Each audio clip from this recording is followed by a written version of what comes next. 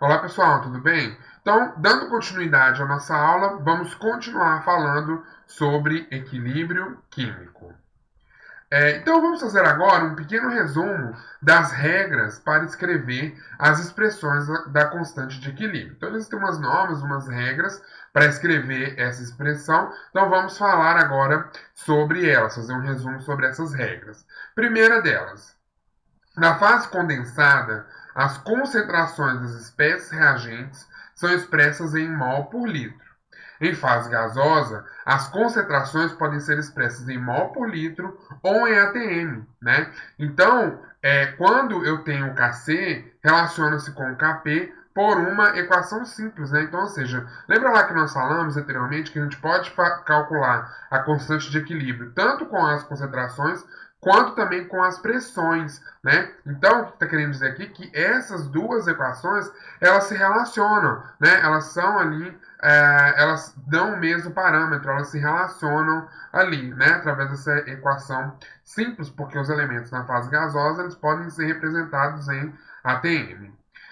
Segunda regra, né? As concentrações de sólidos puros ou líquidos puros que estejam em equilíbrios heterogêneos e solventes em equilíbrios homogêneos não aparecem nas expressões da constante de equilíbrio. Então é aquilo que nós falamos. Sólido puro e líquido puro, como a água, ela não aparece na constante de equilíbrio. Então nós não colocamos ela no cálculo, se o elemento ele é sólido ou se é um líquido puro, como a água, por exemplo. Então ela não aparece nos cálculos da constante de equilíbrio.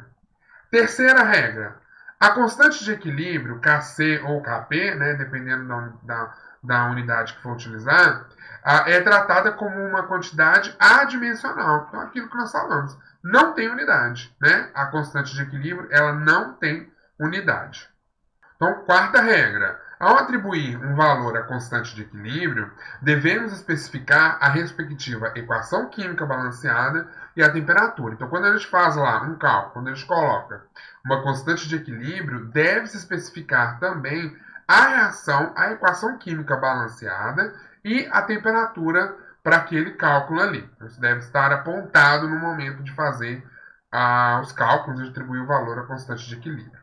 Se a reação pudesse ser expressa como a soma de duas ou mais reações, a constante de equilíbrio da reação global é dada pelo produto das constantes de equilíbrio das reações individuais. Então, ou seja, se a reação for reações múltiplas, né, então a forma correta, né, de expressar a constante de equilíbrio global é dada pelo produto das constantes de equilíbrio individual. Então, se eu tenho lá um processo que ele está em três reações químicas, né? Vamos fazer dessa forma a comparação. Em três reações químicas.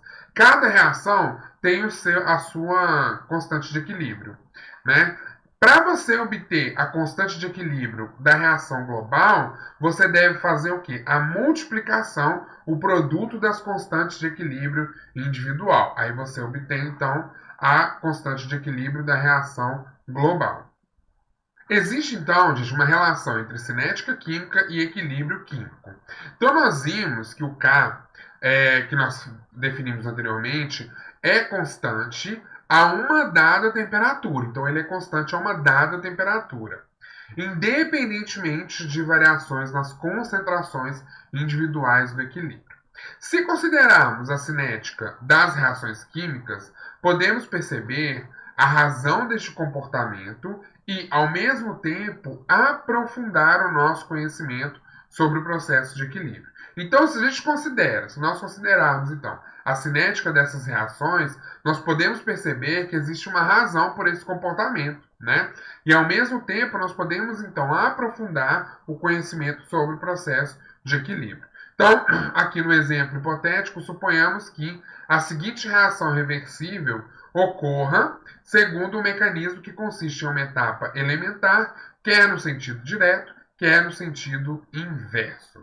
Então aqui nós temos a reação aqui ocorrendo, né, onde nós temos o A mais o B, uma situação hipotética, né, A mais 2B, numa reação direta, dando origem a AB, né, a AB2, e na reação inversa também ocorre o processo. A velocidade da reação direta é dada por... Então, a velocidade da reação é dada pelo KD vezes as concentrações de A e de B ao quadrado.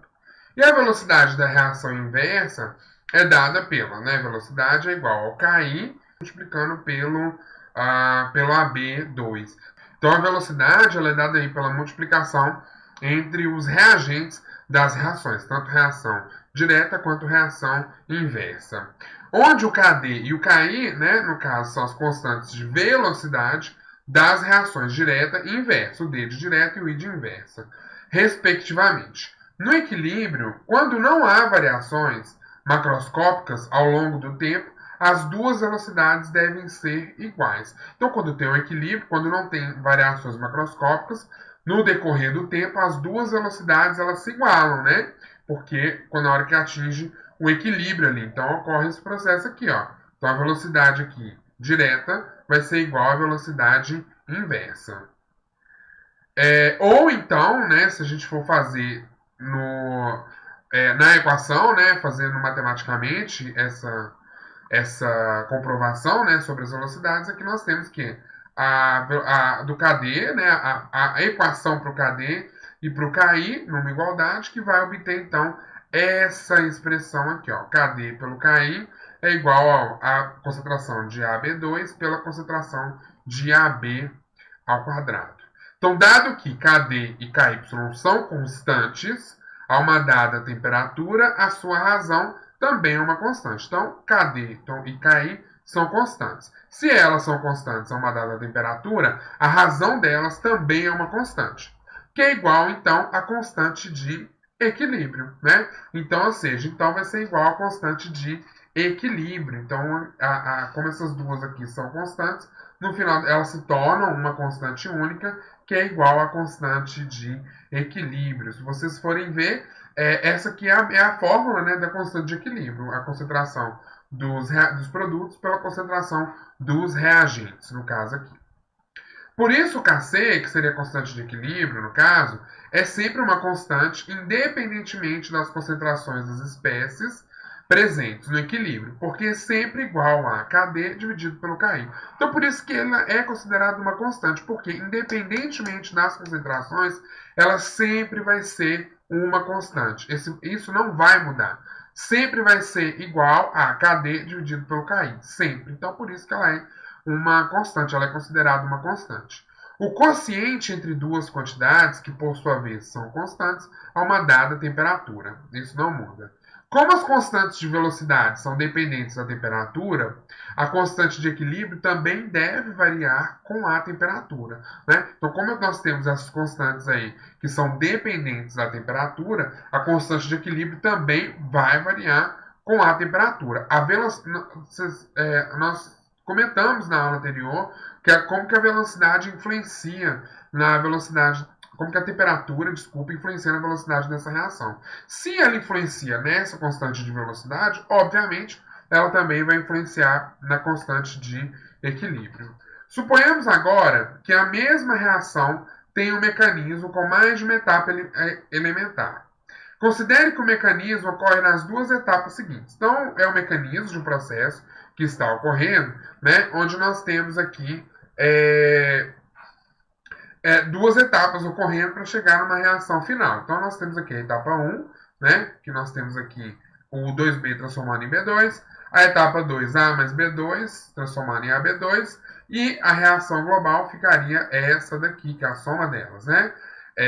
A mais 2B transformando em AB2, mas ela ocorre nessas etapas sucessivas ali.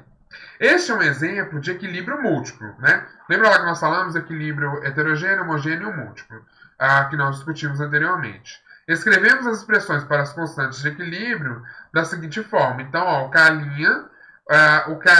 da reação direta pela reação inversa vai ser igual à concentração de B2 pela concentração de B ao quadrado. Então, K duas linhas vai ser igual à concentração do AB2 dividido pelas concentrações de A e de B pela multiplicação. Multiplicando essas duas equações, nós obtemos e isso daqui, K' vezes o K, duas linhas. Né? Nós chegamos a esse resultado aqui, esse valor aqui. Para a reação global, escrevemos então dessa forma. Então, isso aqui mostrou numericamente aquilo que nós falamos na teoria anteriormente, né? Numa aplicação. Então, como tanto K' como a K duas linhas são constantes, Kc também é uma constante. Então, o fato dela ser uma constante nos leva para essa generalização aqui, né? Como nós podemos ver aqui no exemplo anterior. Então, independentemente de um mecanismo dessa reação ter apenas uma etapa ou diversas etapas, podemos escrever a expressão da constante de equilíbrio de acordo com a lei da ação das massas, que também nós já mostramos aí anteriormente, né? Então, aqui, ó, nós temos aqui aquela lei lá que nós falamos lá de que para calcular a constante de equilíbrio, nós multiplicamos em cima os produtos, embaixo os reagentes, elevado ao seu coeficiente estequiométrico. Então, olha aqui, nós temos o C aqui, a concentração do C, esse colchete aqui indica que é a concentração, elevado ao Czinho, que é aqui o seu coeficiente estequiométrico, né? Ó, aqui, ó, o Czinho aqui, ó, deixa eu tentar puxar uma seta aqui, né?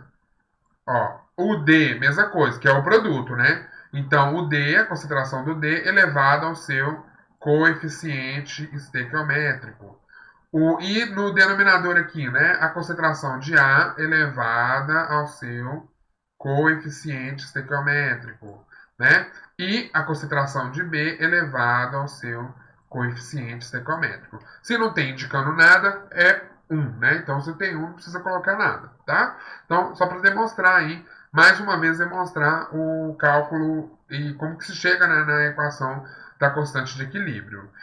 E da mesma forma, gente, se eu coloco para vocês essa informação aqui, a fórmula do K montadinha, vocês também são capazes de montar a equação com todos os seus quocientes, com todos os seus produtos, com todos os seus reagentes. Então, em resumo, vimos que do ponto de vista da cinética química, a constante de equilíbrio de uma reação pode ser expressa como a razão das constantes de velocidade das reações direta e inversa.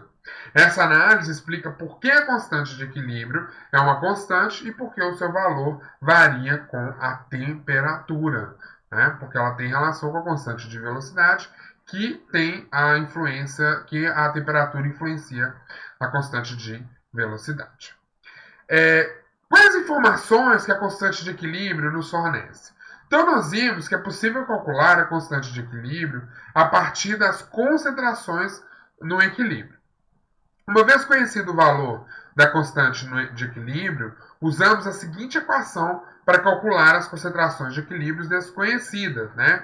Não esquecer que a constante de equilíbrio só é constante se a temperatura não variar. Então se eu tenho concentrações desconhecidas aqui, pela fórmula, né, da constante de equilíbrio, eu consigo, se eu sei a minha constante de equilíbrio, eu consigo obter, então, as informações sobre essas concentrações aí no equilíbrio que estão desconhecidas. Em geral, a constante de equilíbrio ajuda a prever o sentido em que prosseguirá a reação da mistura reacional, até atingir o equilíbrio, e a calcular as concentrações dos reagentes e dos produtos logo que o equilíbrio tenha sido atingido. Então, eu consigo prever o sentido que a reação vai ter. Então, se ela vai estar mais deslocada para a direita ou mais deslocada para a esquerda. Com a constante de equilíbrio, eu consigo obter essa informação. Ou então, como falei anteriormente, calcular as concentrações desses reagentes e dos produtos assim que o equilíbrio tenha sido atingido. Os diferentes aspectos da utilização da constante de equilíbrio serão, então, abordados a seguir. Então, como que nós fazemos para ver, né, através da constante de equilíbrio, a previsão no sentido de uma reação? Então, a constante de equilíbrio, Kc, para a formação do iodeto de hidrogênio a partir do hidrogênio molecular e o iodo molecular na fase gasosa é 54,3 a 430 graus Celsius. Então, estou falando que para essa reação aqui a partir do hidrogênio e do iodo, né, formando então iodeto de hidrogênio, ele tem uma constante de equilíbrio de 54,3 a 430 graus Celsius. Suponhamos que, em um certo experimento, colocamos em um recipiente com a capacidade de 1 litro, né, 0,243 mol de H2, 0,146 mol de iodo, né, de I2, e 1,98 mol de iodeto de hidrogênio a 430 graus Celsius. O sentido, então eu te pergunto, né, o sentido da reação predominante, quando eu adiciono essas concentrações desses reagentes, será o da formação de mais H2 e I2, ou seja, mais reação de reagentes, ou da formação de mais iodeto de hidrogênio, que seriam então os produtos. Eu estou te perguntando se a reação ela vai ter um deslocamento para a direita ou para a esquerda. Utilizando as concentrações iniciais na expressão da constante de equilíbrio, nós podemos escrever da seguinte forma, né? Na fórmula da constante de equilíbrio aqui, ó.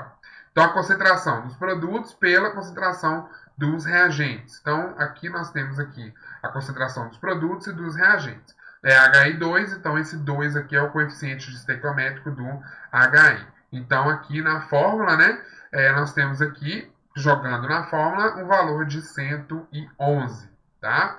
Então, no exemplo aí, nós temos o valor de 111. O índice zero, esse índicezinho zero aqui, ó, que está embaixo, indica concentrações iniciais. Então, são aquelas concentrações iniciais, que são aqueles valores que eu adicionei, aqueles valores que foram adicionados. Como o resultado dessa operação é maior do que a constante de equilíbrio que foi dada, né, anteriormente, que é de 54,3, esse sistema não está em equilíbrio. Então, o sistema, olha para vocês verem aqui, pega a informação, vou voltar aqui o slide anterior. Está falando que obtinha uma constante de equilíbrio, Kc, para a formação de iodeto de 54,3 a 430 graus. Então, lá no laboratório, essa é uma informação que é dada, né? Lá no laboratório, eu peguei determinadas concentrações desses reagentes, desses produtos, né? Na mesma temperatura, e eu vou obter um novo valor da constante de equilíbrio. Um novo valor de constante de equilíbrio. E aí, nós obtivemos um valor de 111 que está acima da constante de equilíbrio que foi falado anteriormente. O que isso indica? Que não está em equilíbrio. Se estivesse em equilíbrio, daria exatamente igual. Como deu acima, não está em equilíbrio. Então, para as reações que não atingiram o equilíbrio, como a formação do HI considerado anteriormente, obtemos o quociente de reação, né? Então, que é o QC. Né? Então, aqui nós obtemos o quociente da reação, que é o chamado QC, em vez de constante de equilíbrio. Então, como essa equação ela não atingiu, essa reação, desculpa, ela não atingiu o equilíbrio, a gente não vai chamar ela de constante de equilíbrio, a gente vai chamar ela de quociente de reação, substituindo as concentrações iniciais da expressão da constante de equilíbrio. Então, para determinar o sentido em que a reação prosseguirá até atingir o equilíbrio, devemos comparar os valores de QC e de KC. Então, podem ocorrer três situações. Então, o que é isso, gente? Como aquela reação, vou reforçar isso, tá? Então, como aquela reação ela não está em equilíbrio, porque ela deu um valor diferente da constante de equilíbrio, a gente vai obter um quociente de reação e não a constante de equilíbrio, porque não está em equilíbrio, né?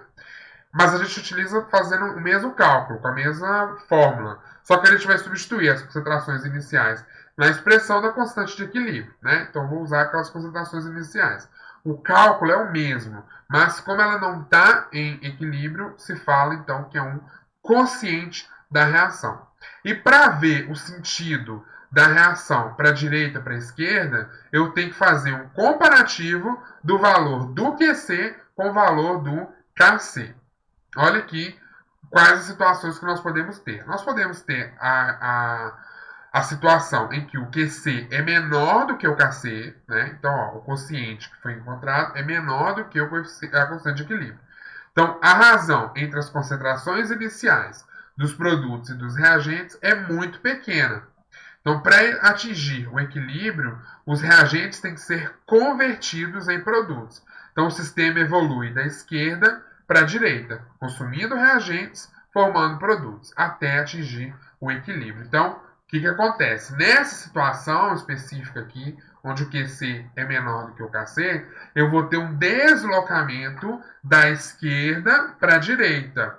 Por quê? Eu tenho concentrações iniciais de produtos, uma razão muito pequena, né? Eu tenho uma razão entre os dois muito pequena. Eu tenho um que está, de certa forma, sobrando, vamos falar assim, né?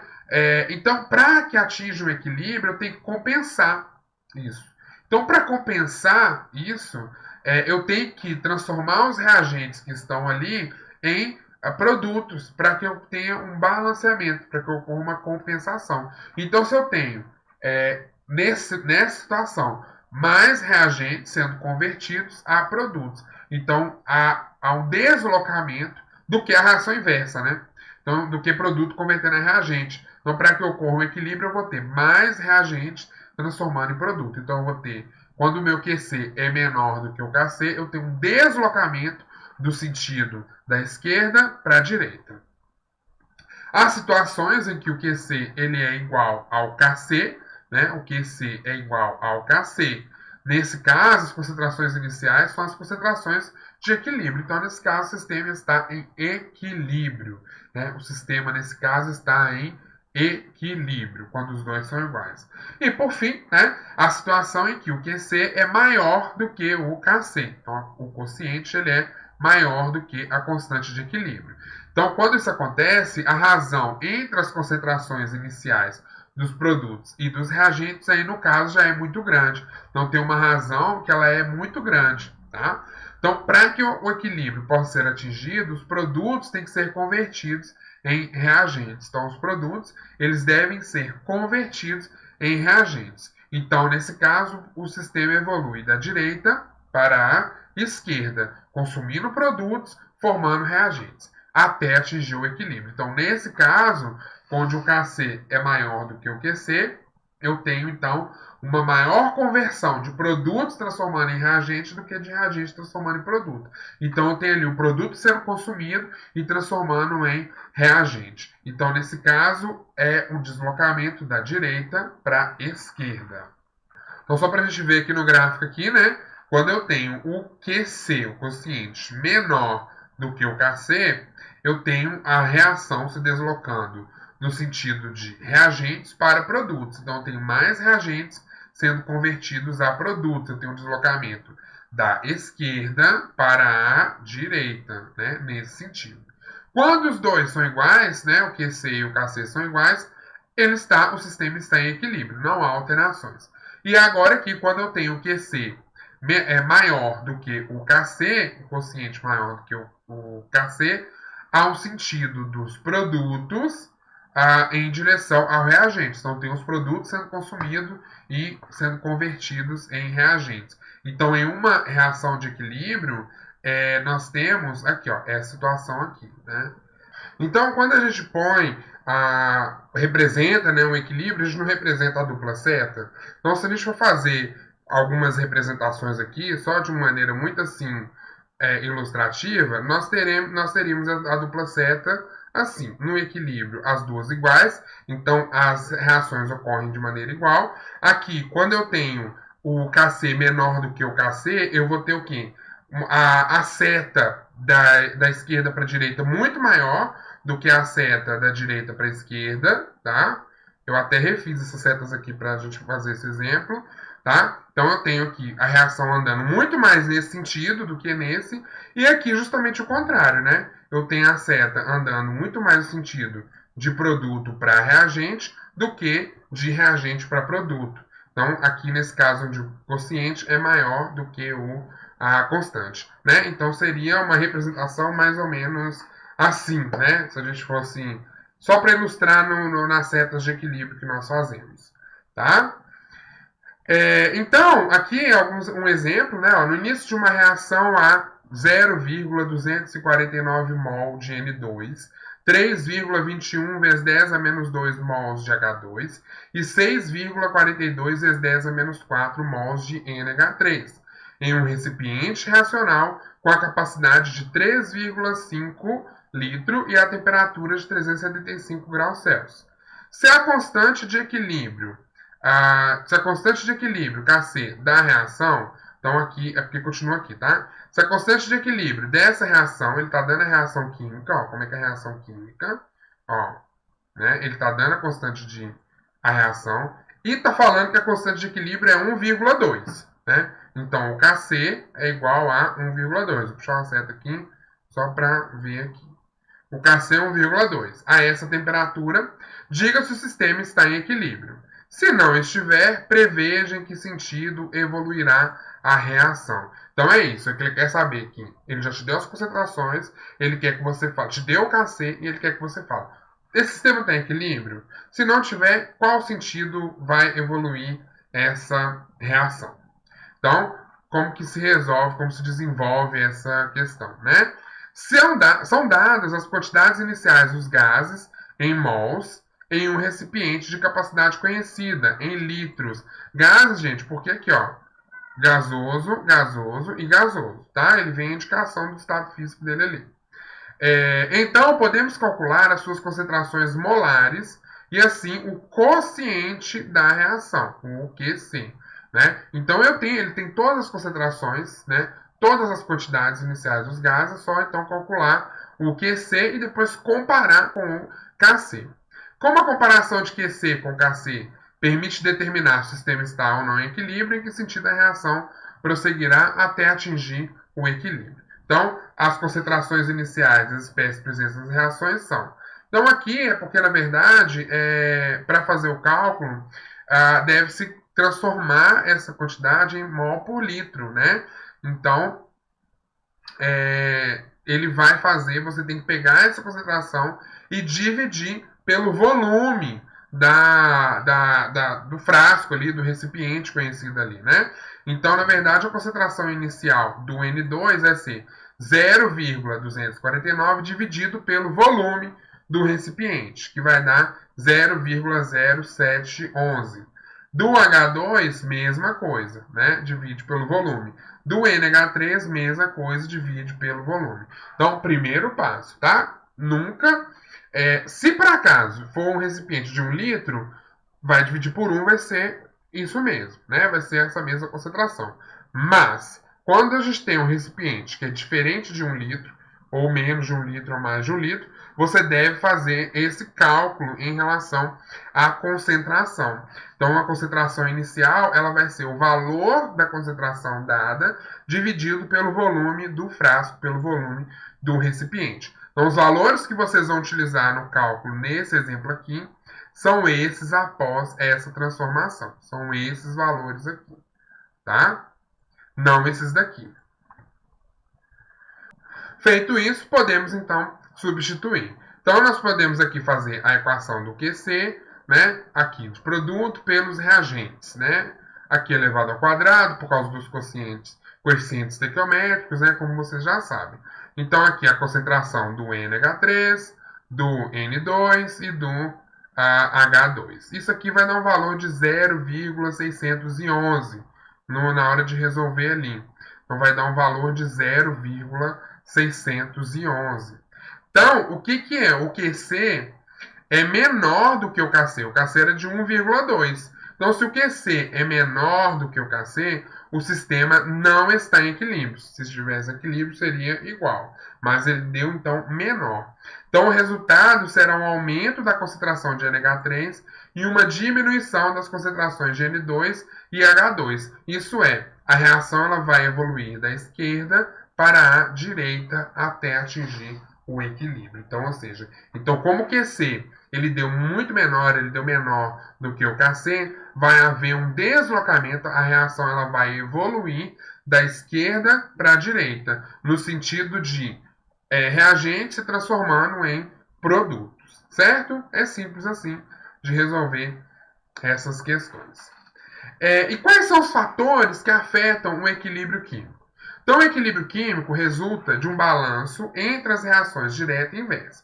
Né? Então, o equilíbrio químico ele é um balanço entre as reações direta e inversa. Na maioria dos casos, este equilíbrio é um tanto sensível.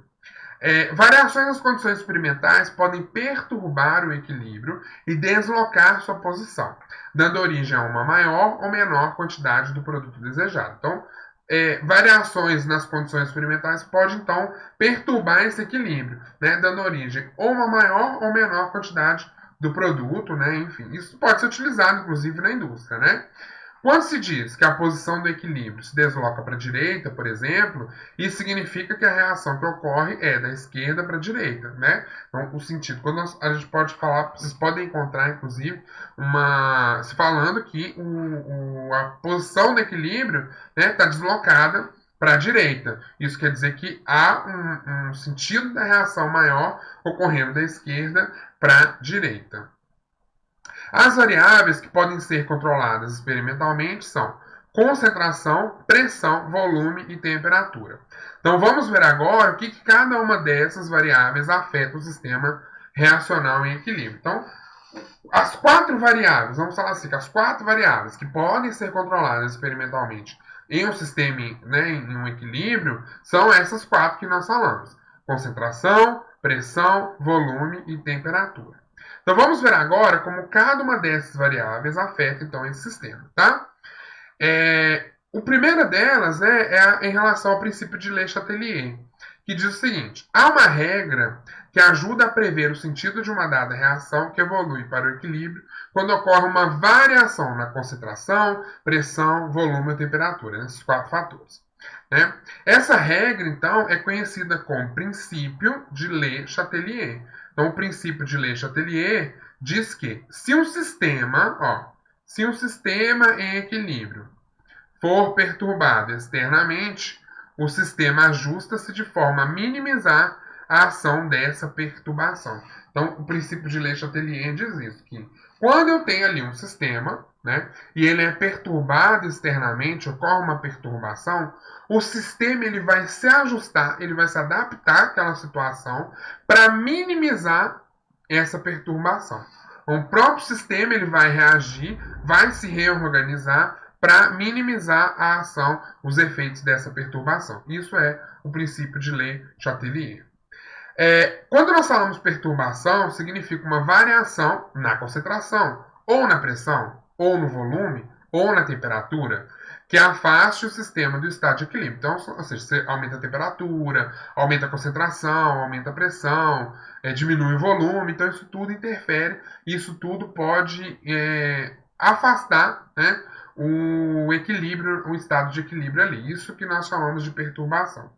Então, usaremos o princípio de Le Chatelier para determinar os efeitos de tais variações. Então, primeira delas, variações na concentração, usando os princípios de Le Chatelier.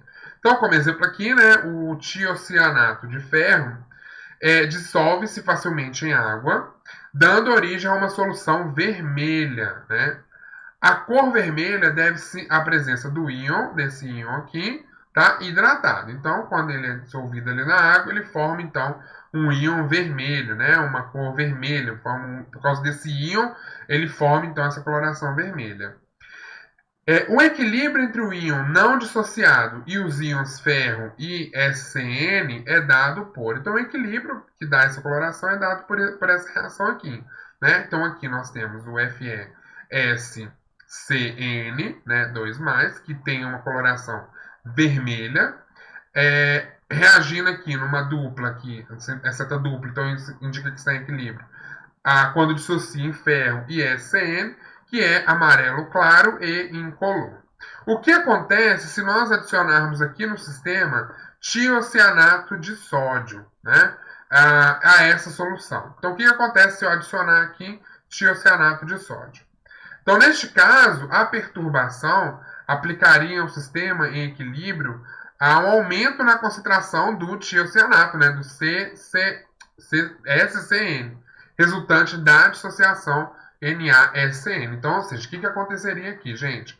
Eu tenho esse sistema aqui, correto? Se eu adicionar o NaSCN, ele vai dissociar, né? Vou até escrever aqui, ó, o Na, ó, S, C, N. Então, SCN. Então, ele vai dissociar, quando ele for adicionado ali à solução, vai quebrar, né, esse sólido, né, ele vai quebrar e vai formar mais desse composto aqui, né, do SCN. Então, o que acontece? Eu vou aumentar isso daqui, ó. Eu vou aumentar isso aqui, tá vendo? Que isso já acontece na dissociação do tiocianato de ferro. Se eu estou adicionando mais desse SCN aqui, né, por causa do tiocianato de sódio, vai aumentar o SCN aqui. Então, como resposta a esse aumento do SCN aqui, alguns íons ferro reagem com os íons SCN adicionados e o equilíbrio desloca-se da direita para a esquerda. Pensa comigo. Eu tenho um equilíbrio, certo? Nesse equilíbrio, eu estou adicionando mais um monte de SCN aqui. Então, tem um monte de SCN sobrando ali. Então, utilizando o princípio de Le Chatelier, vai ocorrer, então vamos começar a formar reagente para que a gente consiga dar vazão, para que a gente consiga liberar e eliminar esse monte de SCN a mais que está sobrando aqui no meio, né? Vamos usar assim essa terminologia. Então ocorre um deslocamento da reação, né, da direita para a esquerda, para formar mais produtos e eliminar esse excesso de SCN aqui, certo? Então, o que vai acontecer? A cor vermelha da solução intensifica-se. Então, porque esse aqui não tem a cor vermelha, eu vou estar formando mais esse composto aqui. Então, ele vai ficar mais vermelho. Da mesma forma, se adicionássemos nitrato de ferro, né, o FeNO3, a solução original, a cor vermelha se intensificaria, porque os íons ferro do FeNO3 deslocariam o equilíbrio da direita para a esquerda. Mesma coisa aqui, tá, gente? Se eu utilizasse uma outra substância que o nitrato de ferro, e aí agora ele aumentar a quantidade de ferro no meio. É um produto igual, né? Então, se aumenta a quantidade de ferro, tem um monte de ferro sobrando ali, então tá perturbando o meu equilíbrio. Tem era para estar igual, então o equilíbrio era para estar produto e reagente igualzinho ali. Se eu subo demais, tem um monte de produto, eu preciso dar uma vazão e transformar eles em reagente. Então, começa a ter um deslocamento dessa reação também, da direita para a esquerda, formando, então, reagentes. Suponhamos agora que adicionamos ácido oxálico à solução original. O ácido oxálico ioniza essa solução aquosa, dando origem ao íon oxalato, que é o C2O4, que se liga fortemente aos íons Fe mais 3. A formação do íon amarelo estável retira os íons livres Fe da solução. Então, ou seja, o que ocorre nesse caso aqui é o seguinte: quando eu adiciono o ácido oxálico, ele vai dissociar, formando o íon oxalato, que é esse íon aqui, que liga fortemente com o Fe. Né? Ele liga fortemente com o Fe. A formação do íon amarelo retira os íons livres Fe. Né? O que acontece? Quando eu adiciono aqui, resumindo aqui a explicação, quando eu adiciono essa substância que rouba o ferro, eu estou tirando, agora aqui já é um sentido contrário, eu não estou adicionando, eu estou tirando, tá vindo tudo ligar aqui com vamos pôr aqui, ó, com o C2O4, eu estou tirando o C2O4, tá roubando ali o meu ferro do meu equilíbrio. Então, tá faltando, começa a faltar produto, né? Então, há a dissociação de mais unidades de FeSCN, o equilíbrio desloca-se da esquerda para a direita. Então, ou seja, eu estou retirando do meu sistema o produto. Então, opa, gente, está faltando aqui o Fe, que vai acontecer? Vai perturbar o nosso equilíbrio. Então, vamos acelerar a reação no sentido de reagentes sendo convertidos em produtos. E aí, dessa forma, então, eu vou aumentar a dissociação do ferro e eu vou retornar ao equilíbrio. Então, por que a solução torna-se amarela? Né? Porque eu tenho um deslocamento da curva nesse sentido e esse íon ferro ele tem uma coloração amarela e aí ela então se torna amarelada. Então, este experimento mostra que no equilíbrio todos os reagentes e produtos estão presentes no sistema reacional. Então, ou seja, esse experimento muito simples mostra que apesar da gente não ver, né, tem lá o líquido, a gente não consegue ver, mas isso é mais uma prova do equilíbrio de que dentro ali daquele sistema eu tenho produtos e reagentes, né? Eu tenho tudo ali no sistema reacional, tanto produtos quanto reagentes. Além disso, o aumento das concentrações dos produtos ferro ou SCN desloca o equilíbrio para a esquerda. Eu estou aumentando, então eu vou jogar para a formação de produto. E a diminuição da concentração de ferro, então eu estou retirando, preciso formar mais produto porque eu estou retirando ali do meu sistema. Desloco o equilíbrio para a direita. Esses resultados são precisamente previstos, né, pelo princípio de Le Chatelier. Então, o princípio de Le Chatelier, o que acontece? Ele não fala que o sistema se ajusta com essa perturbação, então o sistema se ajusta deslocando o equilíbrio. Aqui é um experimento que dá para ver, né, a alteração da concentração da posição de equilíbrio. Aqui o A, né, é uma solução aquosa, a cor de solução se deve aos íons vermelhos, né? Então aqui, como que ocorre esse... aqui nesse primeiro aqui, depois de adicionar o NaSCN, né, em solução, então o equilíbrio desloca-se, ele se torna mais intenso, né? Depois de adicionar o ferro, aqui mesma coisa, adicionou o ferro, então é o outro produto, então a cor vermelha se intensifica.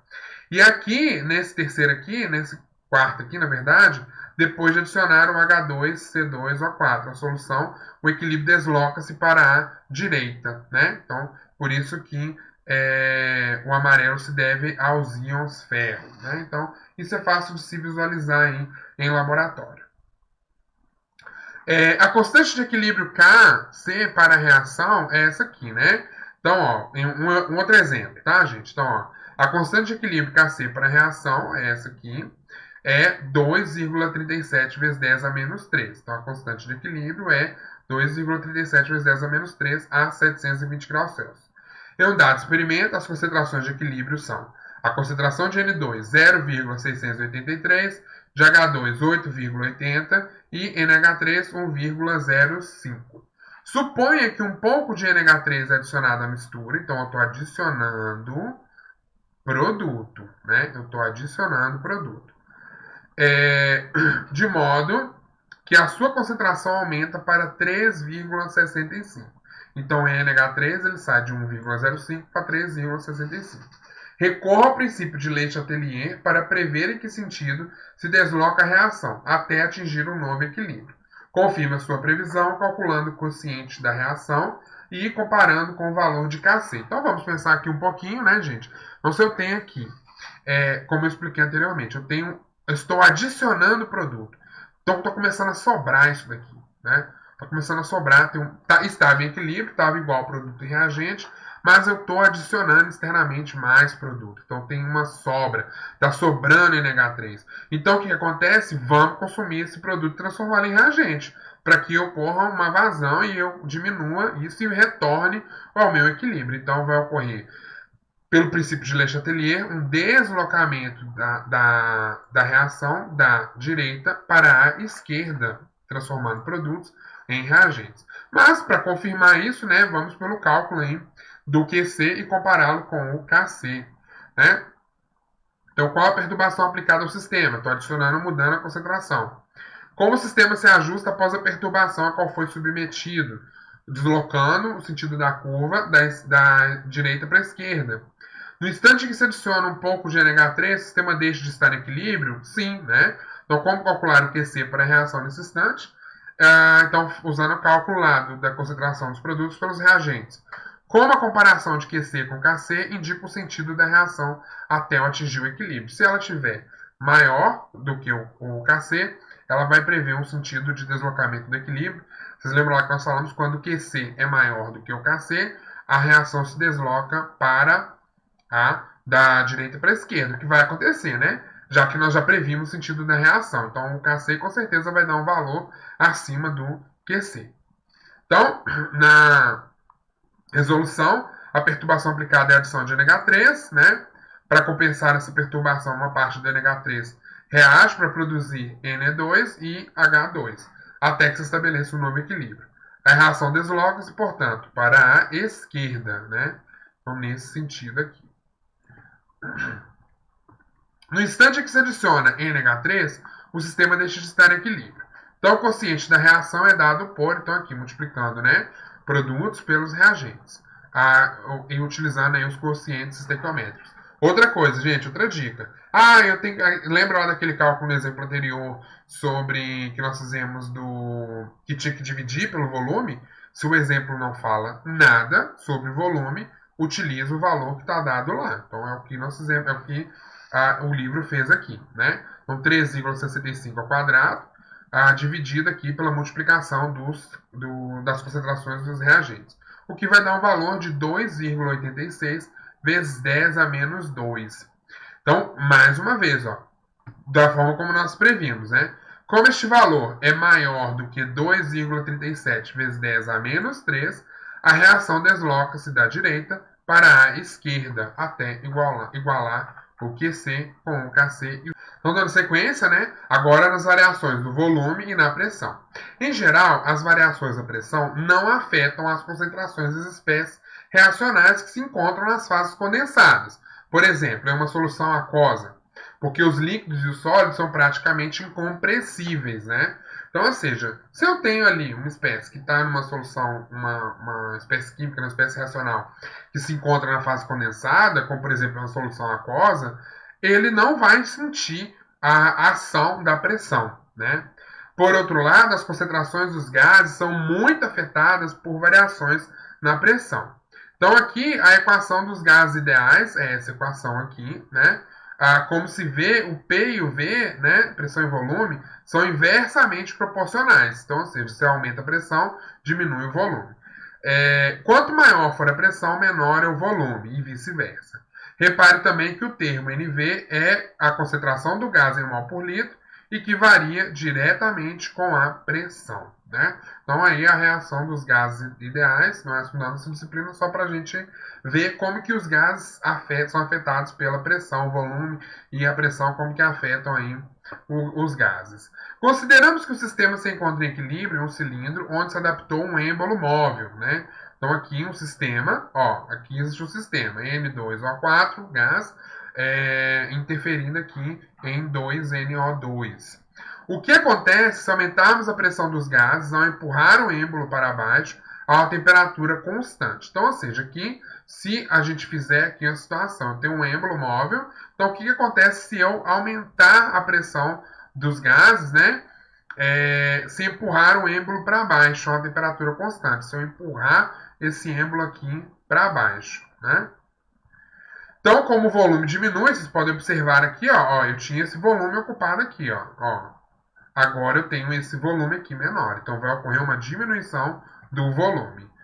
Como o volume diminui, a concentração NV de NO2 e de N2O4 aumenta, né? Então, ou seja, se o volume diminui, a concentração aumenta pela pressão, pela fórmula lá dos gases ideais. Como a concentração de NO2 está elevada ao quadrado na expressão da constante de equilíbrio, o acréscimo da pressão implica que o numerador aumente mais do que o denominador.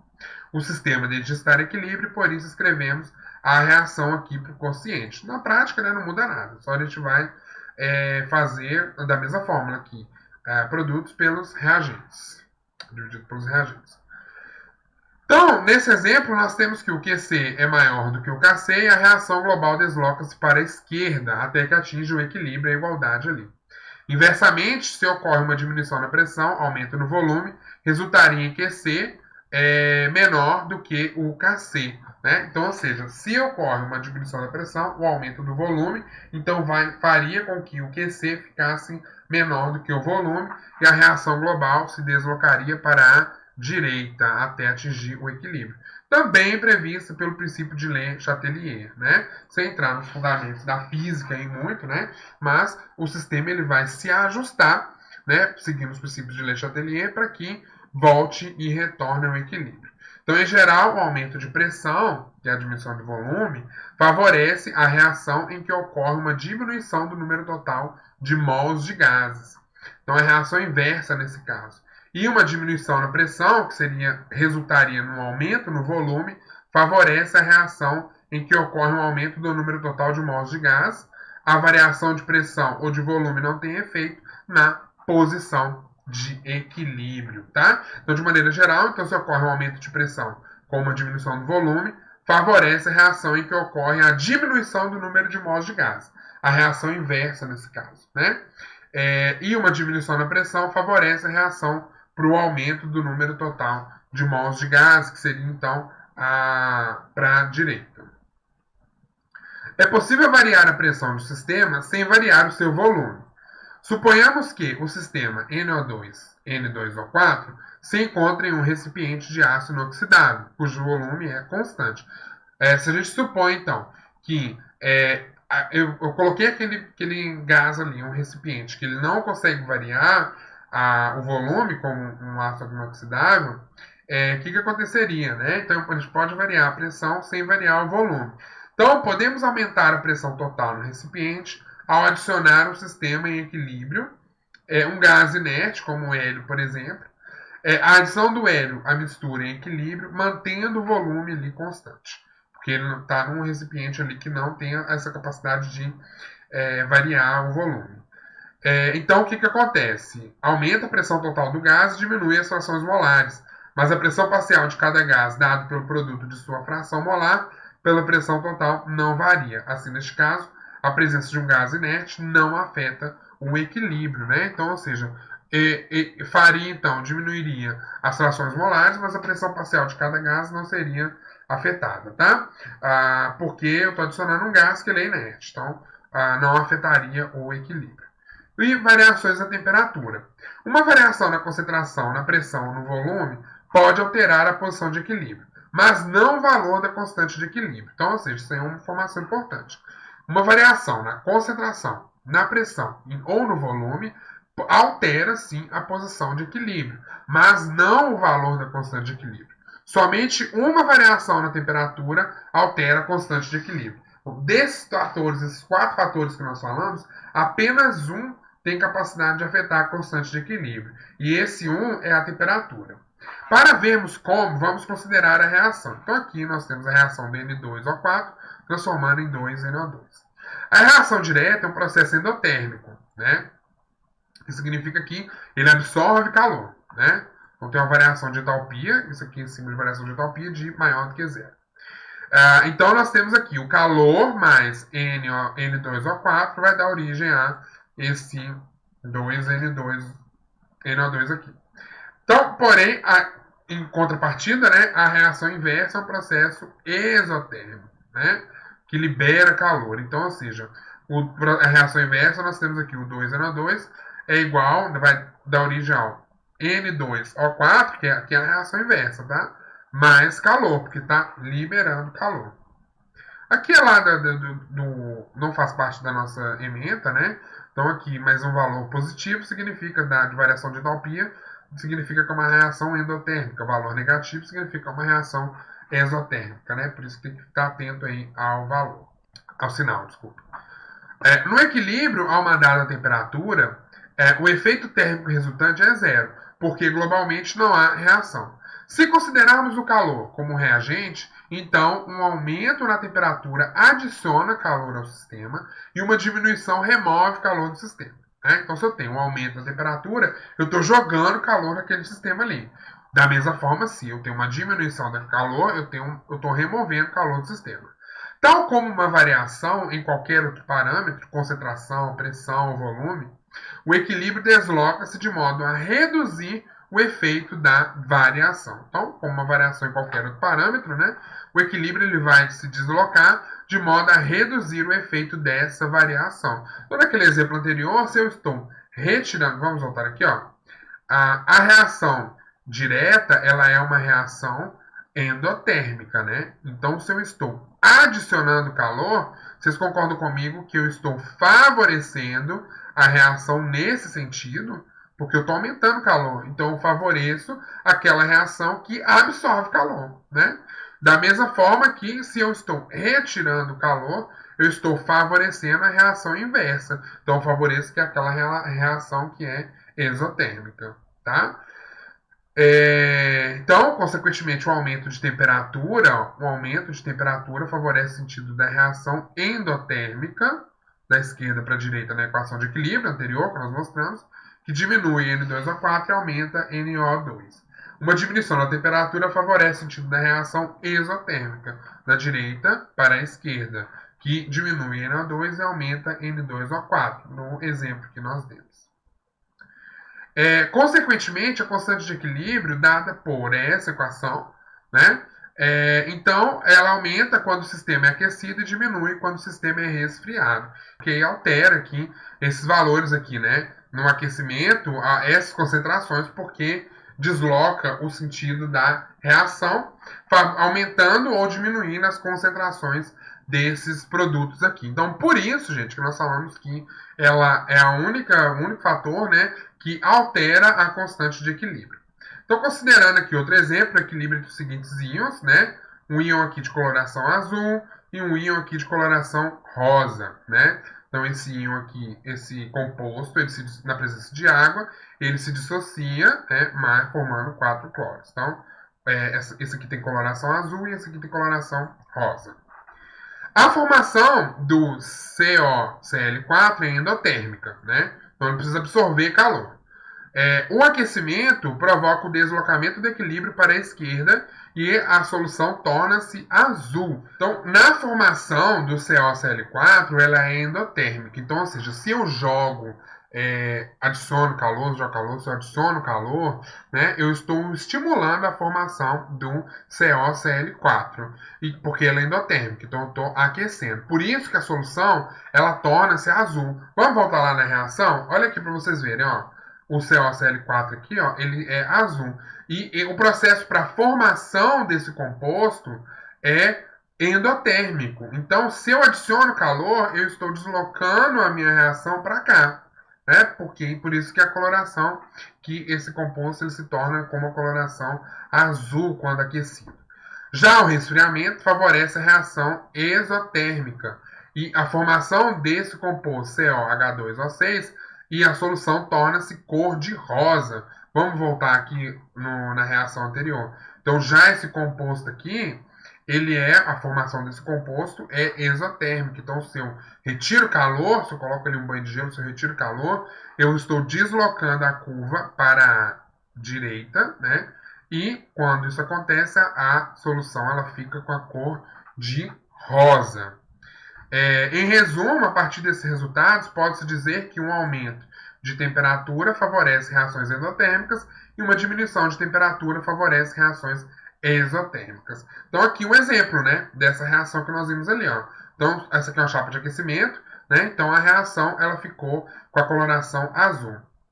E aqui é um banho de gelo que, após um tempo, essa mesma solução ela ficou com uma coloração rosa. Tá? Então, para demonstrar esse deslocamento do equilíbrio no sentido ali. E aí altera a concentração, né? Então vai alterar a concentração desses compostos aqui, né? E altera, consequentemente, a constante de equilíbrio, porque altera as concentrações. Então existe ainda o efeito de um catalisador no sistema, né? Então sabemos que um catalisador aumenta a velocidade de uma reação ao diminuir a sua energia de ativação, né? E o que é energia de ativação? Então, para que uma reação ela comece a ocorrer, é como se fosse uma montanhazinha, né? Essa é a energia de ativação. O que o catalisador faz? Ele diminui, né, essa energia de ativação. Então, ao invés de subir toda essa montanha, ela vai subir metade, né? Então, isso aqui seria energia de ativação. O catalisador, ele faz isso.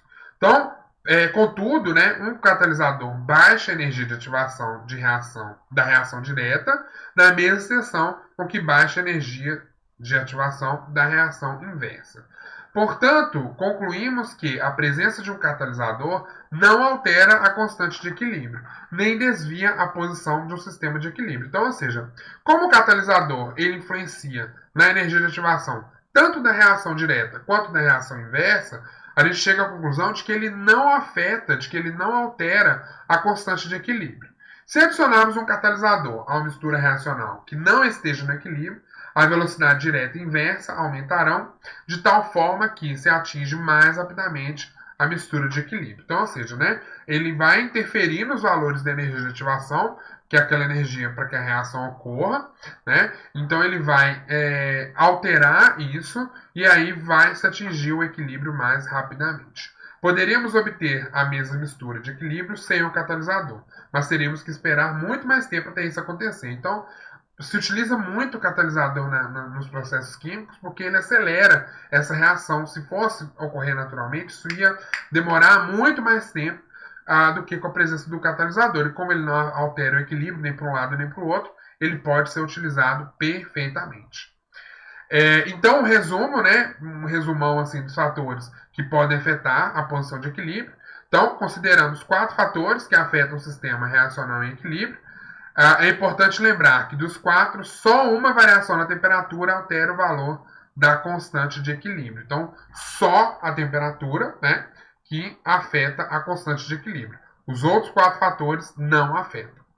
Variações na concentração, pressão e no volume podem alterar as concentrações de equilíbrio da mistura reacional, mas não variam a constante de equilíbrio, desde que a temperatura não mude. Se eu tenho um sistema, esses parâmetros, né, esses fatores, concentração, pressão e volume, ele pode alterar as concentrações de equilíbrio da mistura reacional, mas não afetam a constante de equilíbrio.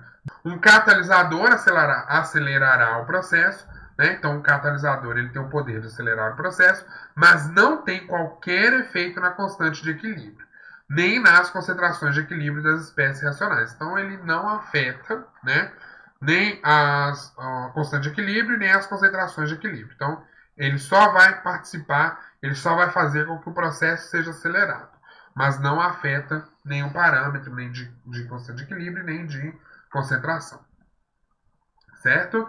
Então aqui, ó, nós temos aqui, antes de terminar, né, aqui nós temos a reação direta e a reação inversa acontecendo, e chega um momento que é atingido o equilíbrio. Certo? Bom, então, gente, por hoje é só. A gente encerra esse assunto de equilíbrio químico e ficamos por aqui, ok? Até a próxima!